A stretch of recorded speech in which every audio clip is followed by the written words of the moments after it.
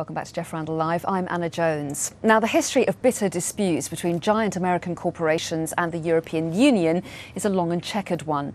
To the list including General Electric, Microsoft and Boeing, we can now add Google. That's as the Justice Commissioner, Viviane Reding, has put herself on a collision course with the company.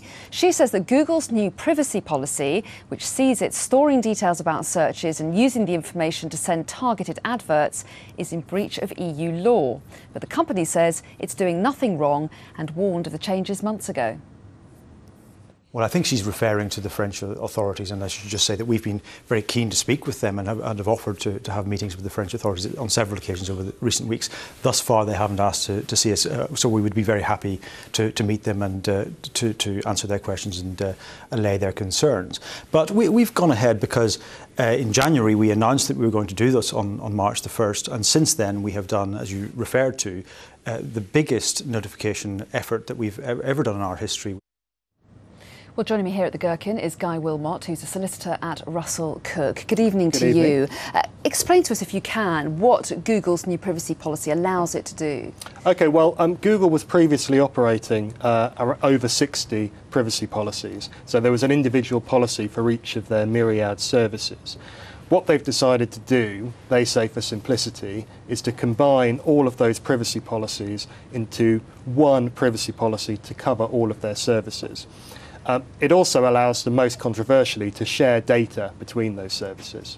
Well, yes, and it's also said that it's done this to allow better service. It says that it would be able to tailor search results more effectively and offer better targeted advertisements to people, useful to them, they say. Yeah, I mean, ultimately, this is about selling advertising. That's Google's business, and it will offer a more convenient service for users, undoubtedly, but it will mainly enable Google to offer more targeted advertisements to users. As we heard, Google is adamant that they feel they're acting within the law, but why are there doubts in the EU? Well, the EU privacy regulators, operating through the French privacy regulator at the moment, seem to have two main concerns. Their first concern is that not enough information is provided in the policy. Google has tried to keep things as simple as possible. If you read it, it's in very plain English, it's very straightforward. But the regulator has said, well, you're not giving people enough information about what you're going to do with all of their personal data. The other issue which has been identified, but it's only been hinted at the moment, is that the privacy regulators clearly believe there's going to be an issue with consent, and are users going to have given the proper consent to their data being transferred around all of these various Google services. Because is it right that if you don't act, they will do it? It's not a case of actively consenting and then allowing them to do it? Yeah, it appears that Google are not going to ask all of their users to confirm again that they accept the new privacy policy. So users may have accepted under one privacy policy and another one is now being imposed. That appears to be the concern of the regulators. And as we say, Google is adamant that they're doing everything legally, but are those changes quite easy to address should they wish to, or should they be asked to?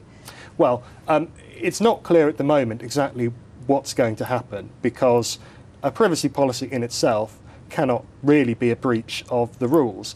The key thing is what Google actually do.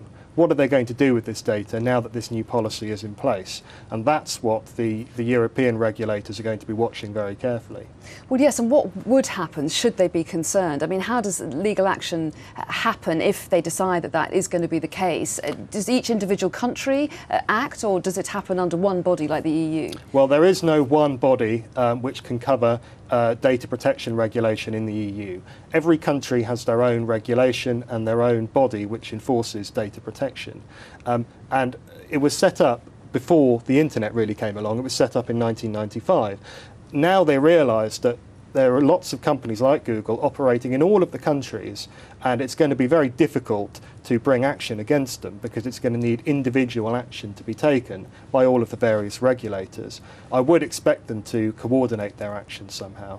I mean, aside from Google, looking more broadly, as you say, I mean, the internet's only really been around for around 20 years, hasn't it? I mean, are the legal checks and balances up to date and in place to cover lots of the issues that the internet throws up?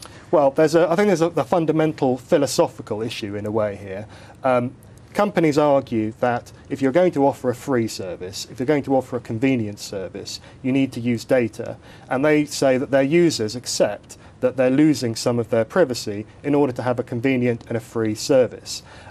Internet professionals have this saying that if you're using a free service on the internet, you are the product, because people have to sell you advertisements in order to make a profit.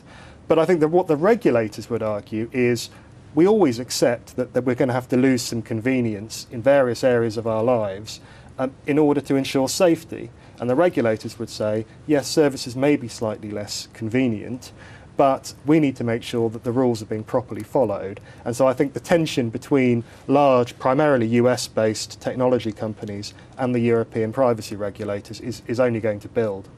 So we could see lots of issues coming up over the months and years ahead. Absolutely. OK, Guy Wilmot, really interesting to talk to you. Thanks so much. Thank you very much.